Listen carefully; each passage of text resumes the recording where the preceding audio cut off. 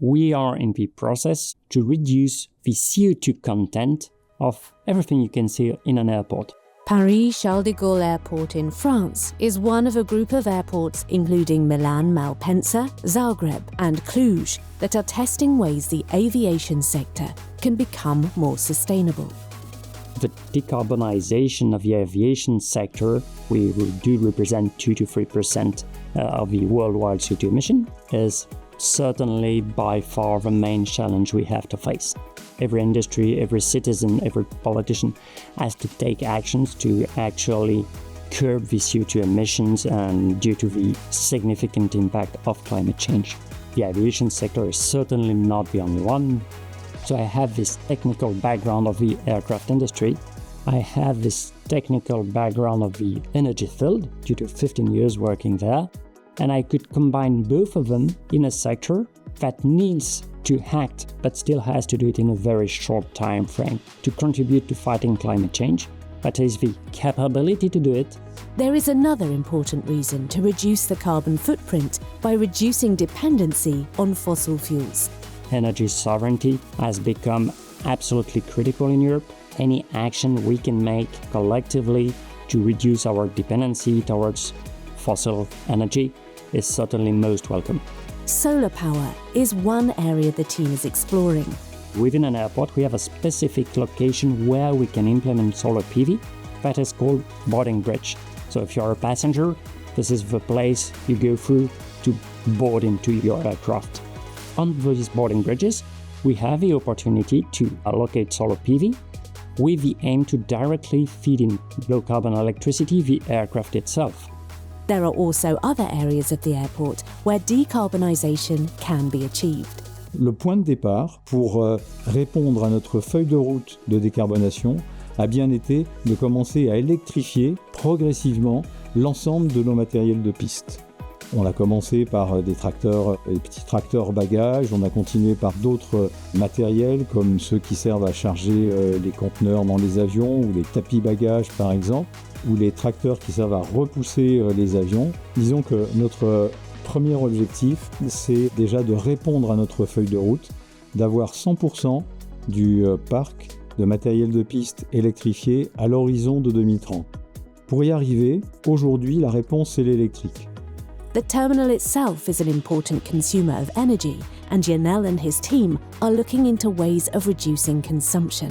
You may imagine a terminal that's a very large building, a lot of surface, you need to heat and cool all these places, and obviously the less energy you consume, the better. So we have worked with some universities to optimize the IT model to understand very precisely the thermal behavior of such a very typical building as a terminal. And this is lessons learned for refurbishment and new terminals we might design in the future to make sure that we are as low energy consumer as possible. They are also implementing a policy of circularity. Qu'on a décidé pour ces matériels de faire de la reconstruction d'anciens matériels. Donc on prend un matériel qui a une vingtaine d'années, qu'on va reconstruire partiellement, on va changer sa motorisation et un certain nombre d'éléments autour de la motorisation qui va lui permettre de prolonger sa vie pendant au moins une quinzaine d'années. Donc on répond à la fois à la décarbonation et à la fois à l'économie circulaire puisque reconstruire un matériel évite de construire un nouveau matériel. And looking outside the terminal to protect the local environment and preserve biodiversity, including the use of a robot to detect invasive species that may have found their way into the airport. We certainly believe that biodiversity is, on the one hand, a serious challenge to cope with, but also it creates opportunity. Why is it a challenge?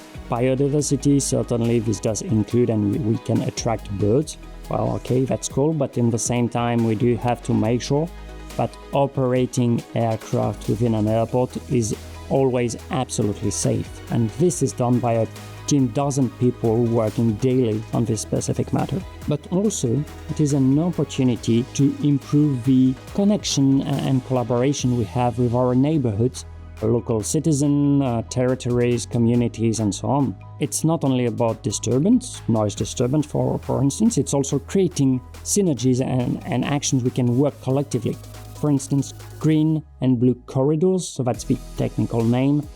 How can you make sure that you have some kind of continuity when it comes to water and to biodiversity and fauna, to make sure that they can go in and out the airport, and that's really a key enabler to improve your biodiversity. They are also looking into ways of making the air cleaner.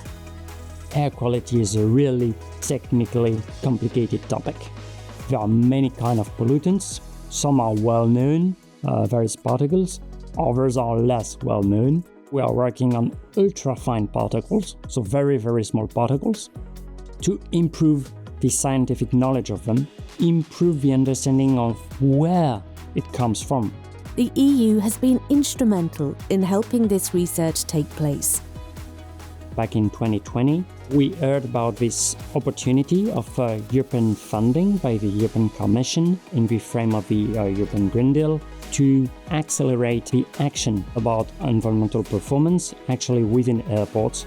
And we thought that was certainly the best option to have some concrete actions to improve environmental performance at airports. After 4 years working all together with so many partners, everyone is still there and very active. The EU stands for science. Do you? And the journey continues. We visit Germany, where EU-supported scientists are studying innovative ways to keep plants and crops resilient in the face of climate change.